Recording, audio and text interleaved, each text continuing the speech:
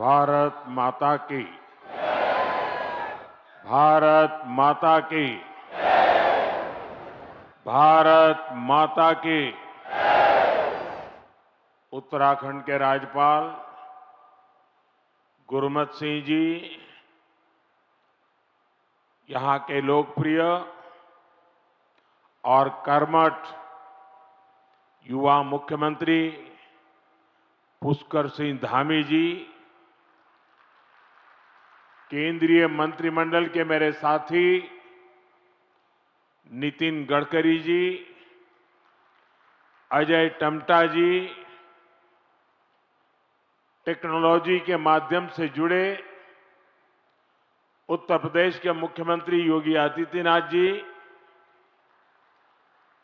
Governor Anandiben, Delhi की मुख्यमंत्री रेखा गुप्ता जी, मंच पर उपस्थित प्रदेश भाजपा अध्यक्ष महेंद्र भट्ट जी, पूर्व राज्यपाल भगत सिंह कोश्यारी जी, पूर्व मुख्यमंत्री भाई रमेश पोखरियाल, विजय बहुगुणा जी, तीरथ सिंह रावत जी, त्रिवेंद्र सिंह रावत जी, उत्तराखंड सरकार के सभी मंत्रीगण, सांसद और विधायकगण और विशाल संख्या में पधारे मेरे प्यारे भाइयों बहनों, देवभूमि उत्तराखंड की इस पावन धरती पर आप सभी को मेरा प्रणाम। बहुत बड़ी संख्या में आए हुए पूज्य संतगण को भी प्रणाम। उत्तराखंड का प्यारा भूलों, भैबंदों, बावड़ी, भूलियों, शाना बुजुर्गों, आप सबूते नमस्कार। मेरो प्यारो दाजी भाई, दीदी बहनी, आमा बाबा, सबई लाई मेरो तरफ देखी ठोक दिन छो। इस कार्यक्रम से टेक्नोलॉजी के जरिए भी दिल्ली, यूपी से अनेक लोग जुड़े हैं। मैं सभी का अभिनंदन करता हूं। सबसे पहले तो मैं आप सबकी क्षमा चाहता हूं।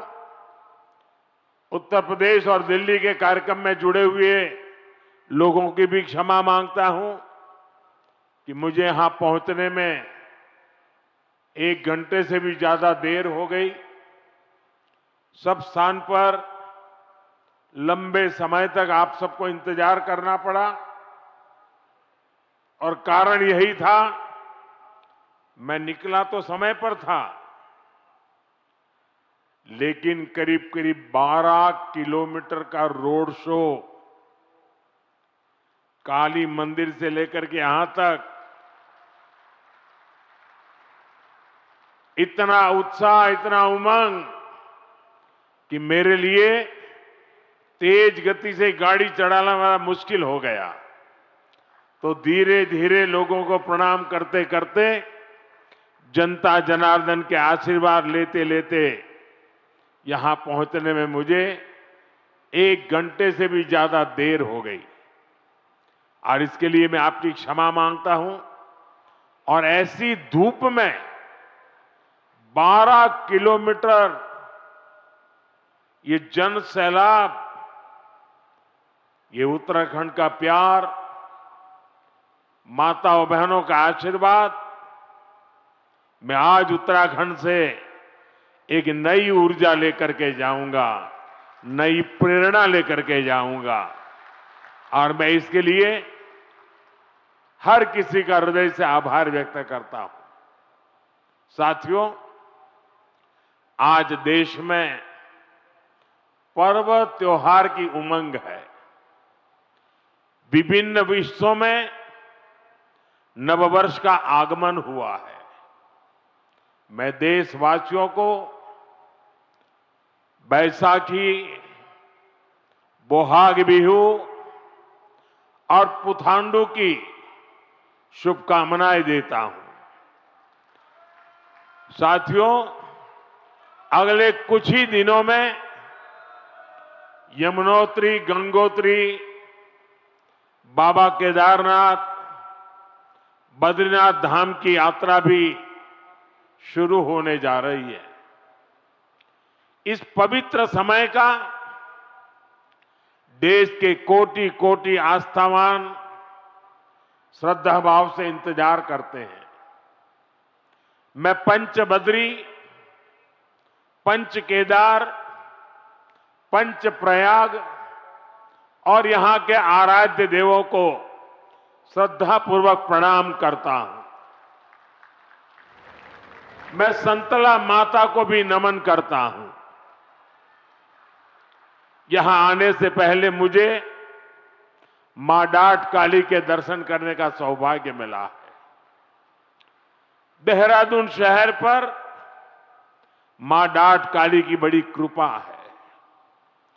दिल्ली देहरादून इकोनॉमिक कॉरिडोर के इतने बड़े प्रोजेक्ट्स को पूरा करने में माता डाट काली का आशीर्वाद बहुत बड़ी शक्ति रहा है।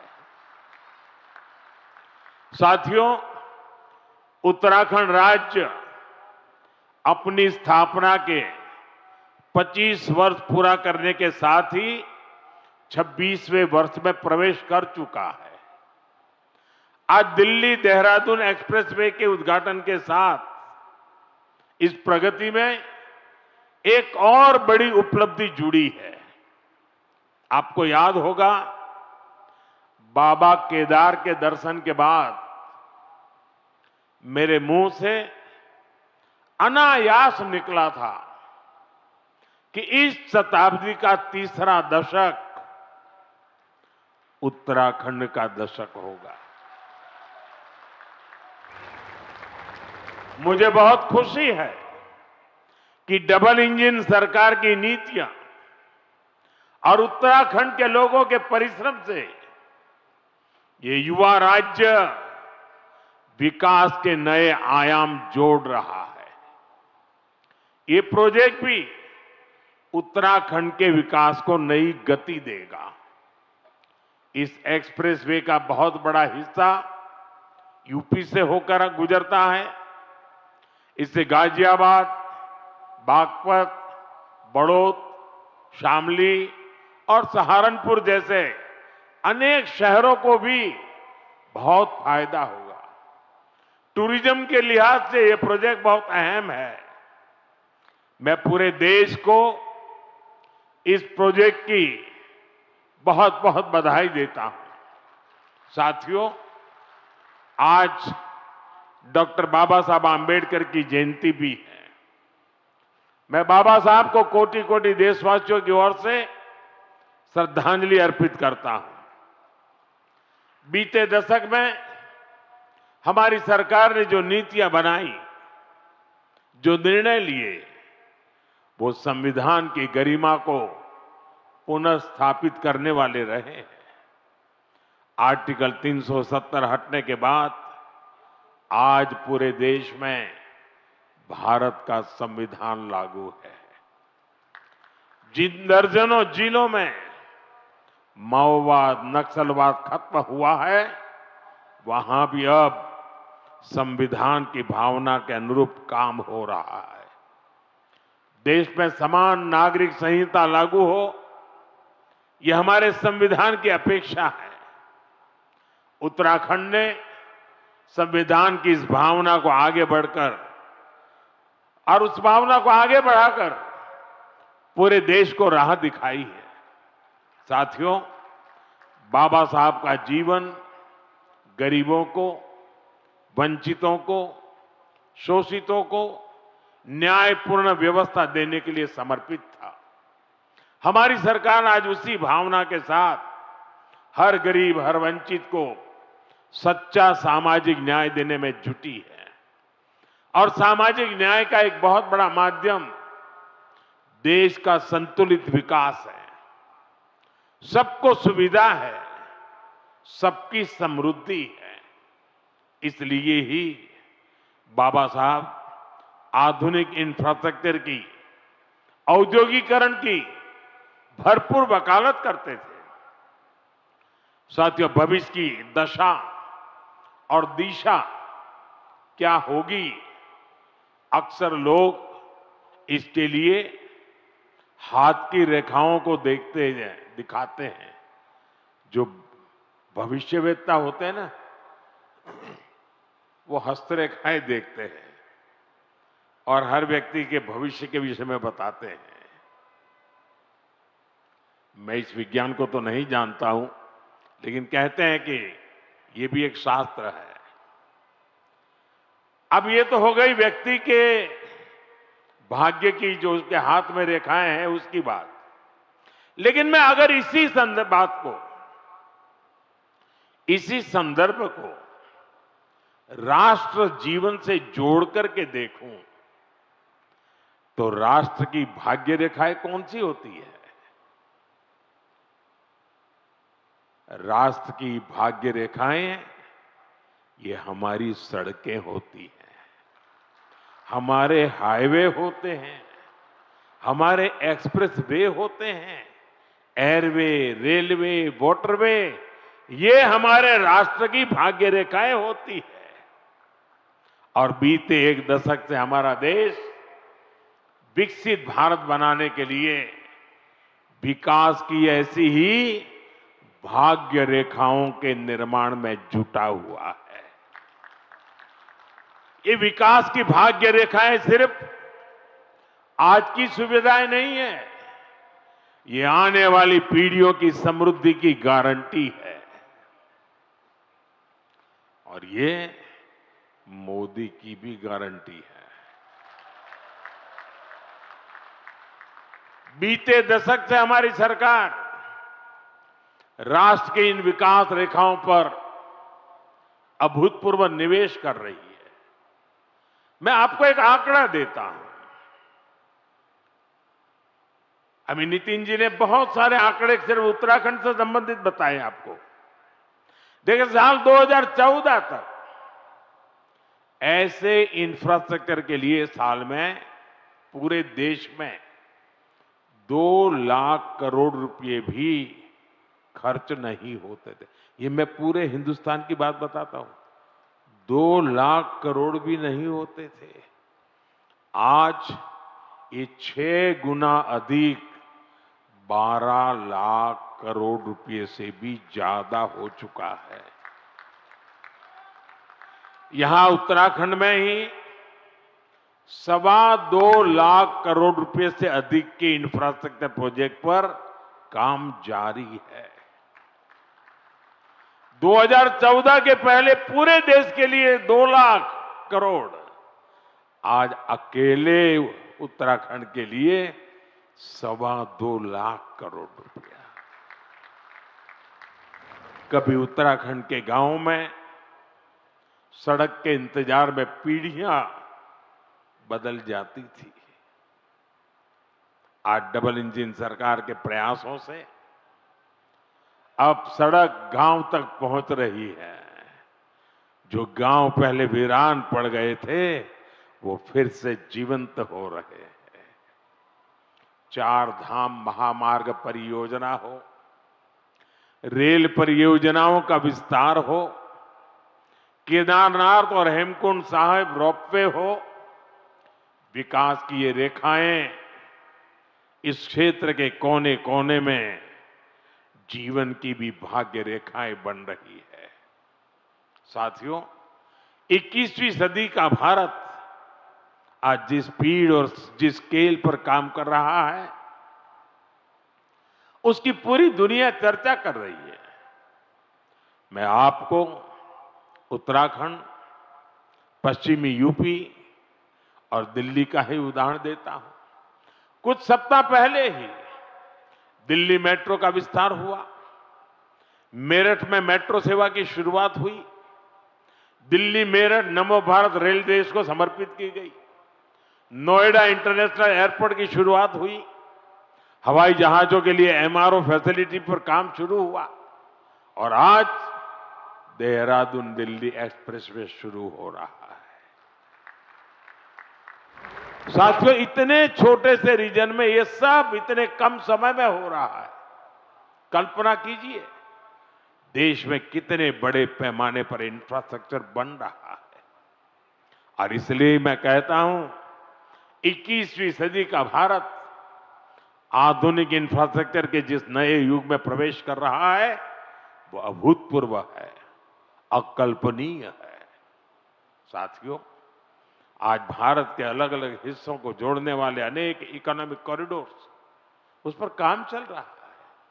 जैसे Delhi Mumbai industrial corridor, Bengaluru Mumbai industrial corridor, east coast economic corridor, Amritsar Kolkata industrial corridor, ऐसे बहुत से इकोनॉमिक कॉरिडोर देश में बनाए जा रहे हैं। इकोनॉमिक कॉरिडोर प्रगति के नए द्वार है, गेटवे हैं, डोर है, और इनसे उम्मीदों की डोर भी जुड़ी हुई है। ये इकोनॉमिक कॉरिडोर सड़क के अलावा नए नए व्यापार कारोबार का मार्ग बनाते हैं। फैक्ट्रियों के लिए, गोदामों के लिए पूरा नेटवर्क, उसका आधार तैयार करते हैं। साथियों, देहरादून दिल्ली इकोनॉमिक कॉरिडोर से भी इस पूरे क्षेत्र का कायाकल्प होने जा रहा है। पहला फायदा तो यह है कि इससे समय बचेगा, आना जाना सस्ता और तेज होगा, लोगों का पेट्रोल डीजल कम खर्च होगा, किराया भाड़ा कम होगा, और दूसरा बड़ा फायदा रोजगार का होगा। अब इसके निर्माण में 12,000 करोड़ रुपए खर्च हुए तो हजारों श्रमिकों को काम मिला है। साथ ही जो इंजीनियर है, अन्य स्किल्ड वर्कफोर्स है, ट्रांसपोर्ट है, उससे जुड़े साथी हैं, उनको भी बहुत बड़ी मात्रा में काम मिला है। किसानों और पशुपालकों की उपज भी अब तेज गति से बड़ी मंडियां और बड़े बाजारों तक पहुंचेगी। साथियों, इस शानदार एक्सप्रेसवे से उत्तराखंड के टूरिज्म को बहुत ही बड़ा फायदा देगा। देहरादून, हरिद्वार, ऋषिकेश, मसूरी और 4 धाम यात्रा के लिए ये सबसे प्रमुख मार्ग बनेगा। और हम सभी जानते हैं, जब टूरिज्म का विकास होता है तो हर कोई कुछ न कुछ कमाता है। होटल हो, ढाबे वाले हो, टैक्सी हो, ऑटो हो, होम स्टे हो, सबको इसका फायदा होता है। साथियों, मुझे खुशी है कि आज Uttarakhand winter tourism, winter sports और मेड इन इंडिया शादी के लिए बहुत बेहतरीन डेस्टिनेशन बनता जा रहा है। साथियों, उत्तराखंड की अर्थव्यवस्था के लिए 12मासी पर्यटन बहुत जरूरी है, और इसलिए मेरा सर्दियों में होने वाली धार्मिक यात्राओं को लेकर बहुत आग्रह रहा है। और मुझे खुशी है कि हर साल इन यात्राओं में लोगों की संख्या बढ़ रही है। आपको याद होगा, मैं 2023 में आदि कैलाश और ओम पर्वत की यात्रा पर गया था। पहले बहुत जाता था, बीच में बिल्कुल जा नहीं पाया, कई वर्षों के बाद मैं गया। और मुझे मुख्यमंत्री जी बता रहे थे, गवर्नर साहब बीच में आए, वो भी बता रहे थे कि 2023 में मैं वहां गया और उसके बाद बहुत बड़ी संख्या में श्रद्धालु वहां जा रहे हैं। पहले वहां कुछ 100 लोग ही सर्दियों में यात्रा के लिए जाते थे। साल 2025 में करीब करीब 40,000 से अधिक लोगों ने इन पवित्र स्थानों की यात्रा की। कभी 1,000 नहीं होते थे, अगर 40,000 पहुंचते हैं तो यहाँ के लोगों की रोजी रोटी की कितनी बड़ी ताकत आ जाती है। इसी तरह 2024 में शीतकालीन 4 धाम यात्रा में करीब 80,000 श्रद्धालु आए थे। 2025 में यह संख्या 1.5 लाख पार कर चुकी है। साथियों, हम ऐसा विकसित भारत बनाने में जुटे हैं जहां प्रगति भी हो, प्रकृति भी हो और संस्कृति भी हो। और इसलिए आज होने वाले हर निर्माण को इन्हीं त्रिवेणी,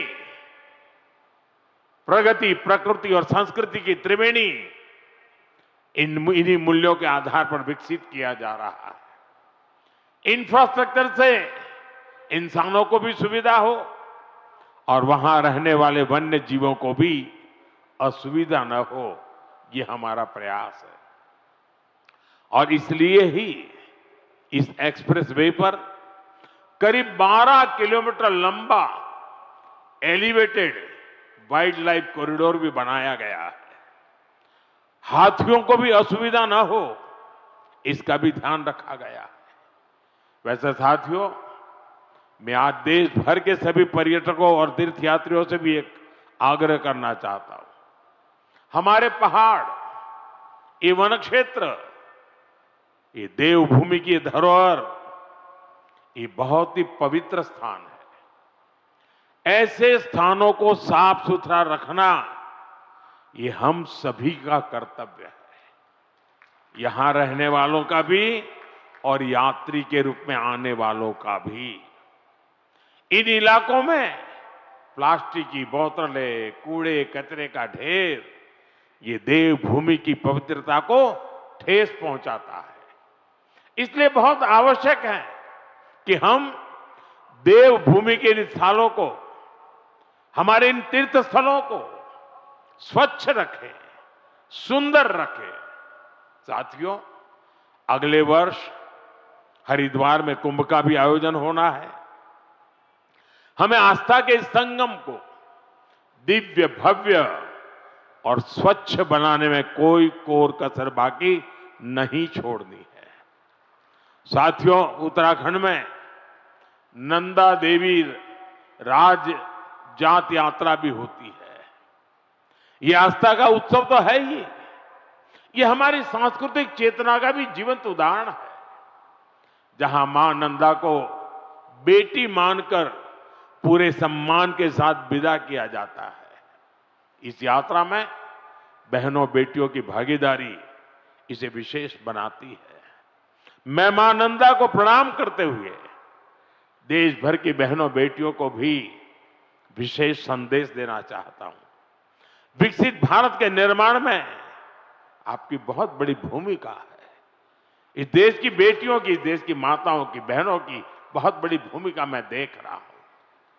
और बहनों बेटियों की सुविधा, सुरक्षा और लोकतंत्र में भागीदारी, ये डबल इंजन सरकार की बहुत बड़ी प्राथमिकता है। आप अभी देख रहे हैं कि दुनिया में कितना बड़ा संकट आया है।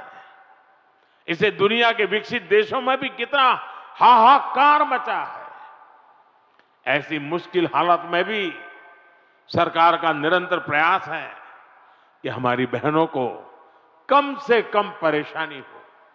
साथियों, बहनों बेटियों की भागीदारी का एक और महत्वपूर्ण पड़ाव अब देश के सामने है। 4 दशकों के इंतजार के बाद संसद ने नारी शक्ति वंदन अधिनियम पारित किया था। इससे विधानसभा और लोकसभा में महिलाओं के लिए 33% आरक्षण तय हो गया। सभी दलों ने आगे आकर इस महत्वपूर्ण कानून को समर्थन दिया। अब महिलाओं को ये जो हक मिला है ना, इस हक को लागू करने में देर नहीं होनी चाहिए। अब ये लागू होना चाहिए।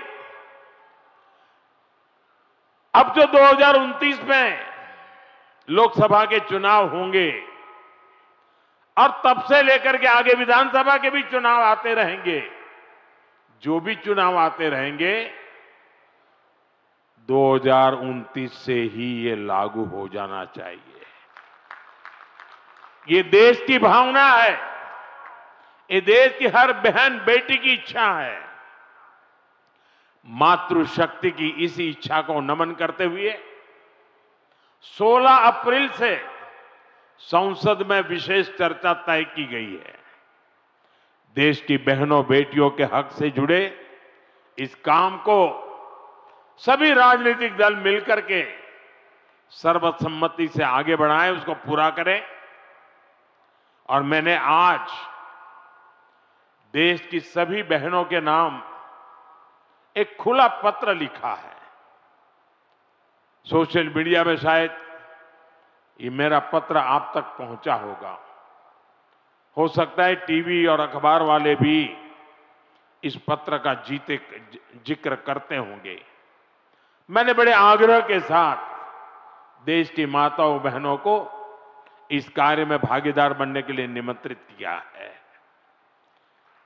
मुझे पक्का विश्वास है कि पत्र मेरे देश की माताएं बहनें जरूर पढ़ेगी,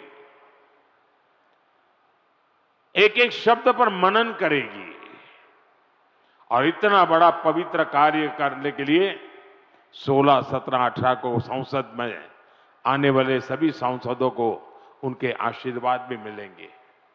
मैं आज देवभूमि से देश के सभी दलों से फिर अपील करूंगा कि नारी शक्ति वंदन अधिनियम में संशोधन का जरूर समर्थन करें।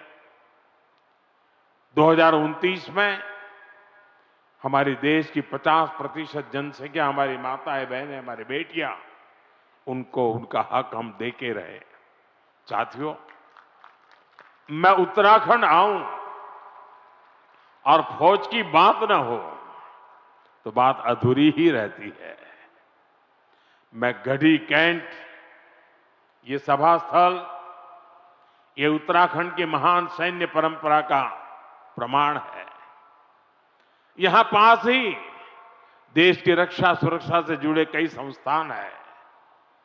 1962 की लड़ाई में शहीद जसवंत सिंह जी रावत जी के शौर्य को देश कभी भुला नहीं सकता।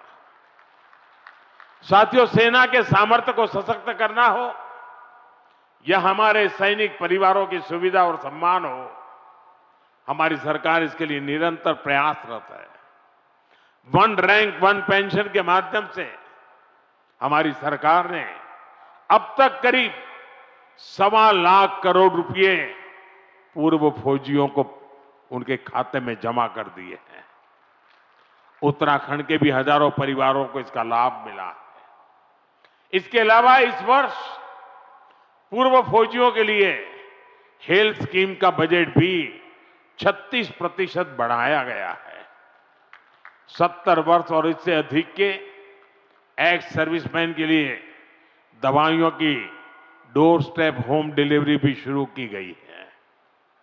पूर्व फौजियों के बच्चों की एजुकेशन ग्रांट भी डबल की गई है और बेटियों के विवाह के लिए जो सहायता मिलती है उसको भी 50,000 से बढ़ाकर 1 लाख रुपए किया गया है। साथियों, देशभक्ति, देवभक्ति और प्रगति, ऐसे हर आयाम को जोड़ते हुए हमें देश को विकसित बनाना है। एक बार फिर दिल्ली वासियों को, उत्तर प्रदेश वासियों को और एक प्रकार से देशवासियों को इस शानदार एक्सप्रेसवे की मैं बहुत बहुत शुभकामनाएं देता हूं। मेरे साथ बोलिए, भारत माता की, भारत माता की, वंदे वंदे वंदे वंदे वंदे वंदे वंदे। बहुत बहुत धन्यवाद।